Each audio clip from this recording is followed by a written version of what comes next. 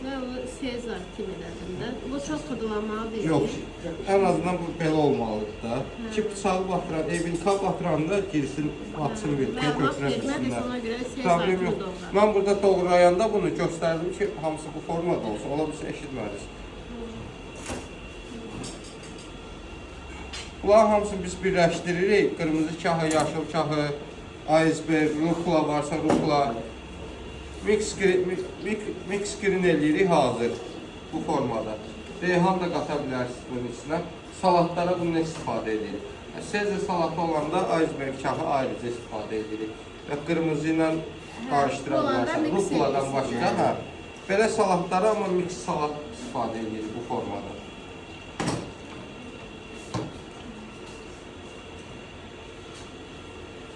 İstəsəz doğrayıb da vura bilərsiniz, istəsəz bütöv da vura bilərsiniz. Fərq eləmir yəni. O öz istəyinizə bağlıdır. Sos üstdən töküləcək. Kahıdır, sos ağırdır. Eyni qaba qoyub təzə yoxsa yox? Yox, bir dənə təzə qab götür, ona qoy. Çünki sos ağırdır, salatın özü yüngüldür. Buna indi vursam mən o sosu. Bunun da turşuluğu, sonra uçsuzluğu var tərkibində. Niyə? Yox, bu salatın deyil, bu yeməyindir, bu salatındır.